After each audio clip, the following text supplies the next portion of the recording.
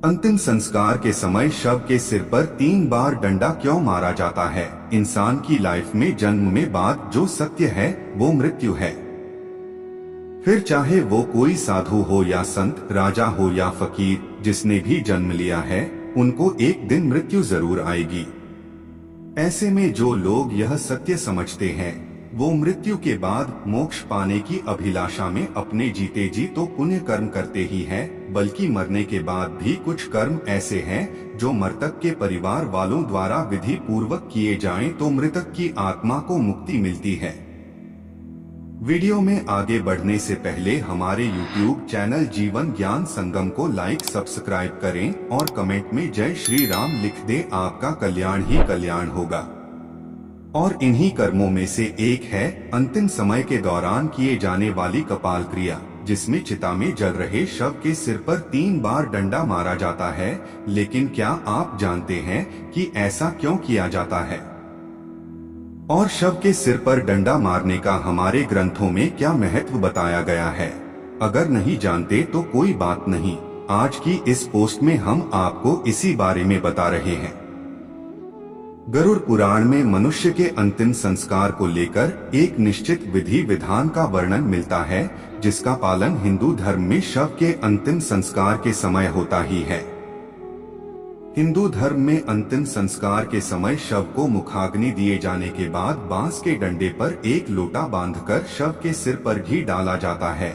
ऐसा इसलिए करते हैं ताकि शव का सिर अच्छे से जल सके, क्योंकि इंसान के शरीर की हड्डी बाकी अंगों की अपेक्षा ज्यादा कठोर होती है।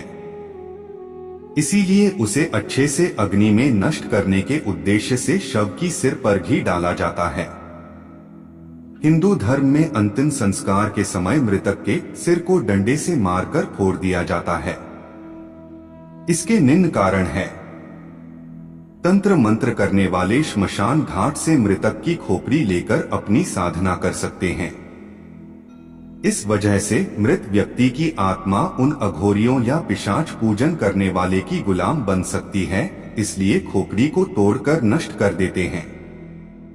कुछ लोगों का कहना है कि इस जन्म की स्मृति अगले जन्म में मृतात्मा के साथ ना जाए, इसलिए खोपड़ी तोड़ दी जाती है। खोपड़ी का प्रयोग आत्माओं को अपना गुलाम बनाने वाले करते हैं। इनसे बचाव के लिए यह संस्कार किया जाता है। ऐसा भी माना जाता है कि सिर में ब्रह्मा का वास माना गया है, इसीलिए शरीर को पूर्ण रूप से मुक्ति प्रदान देने के लिए कपाल क्रिया की जाती है, जिसके लिए मस्तिष्क में स्थित ब्रह्मरंध्र पंचतत्व का पूर्ण रूप से विलीन होना आवश्यक है। इसीलिए कपाल क्रिया को अंतिम संस्कार की प्रक्रिया में महत्ता दी गई है। दोस्तों, हिंदू धर्म में बताई गई कपाल क्रिया से जुड़ी यह मान्यताएं और विधि हिंदू धर्म में विश्वास रखने वाले लोगों के लिए किसी नियम से कम नहीं है। फिर चाहे इस मान्यता में विश्वास रखते हैं या नहीं, यह मान्यताएं अप्रत्यक्ष रूप से आपके जीवन से लेकर मरण तक आपसे जुड़ी हुई है। इसीलिए इनके बारे में जानना आपके लिए अति आवश्यक हो जाता है। इस वीडियो में हमने आपको हिंदू धर्म में अंतिम संस्कार के समय मृतक के सिर पर 3 बार डंडा क्यों मारा जाता है के बारे में बताया है। उम्मीद है आपको यह जानकारी अच्छी लगी हो।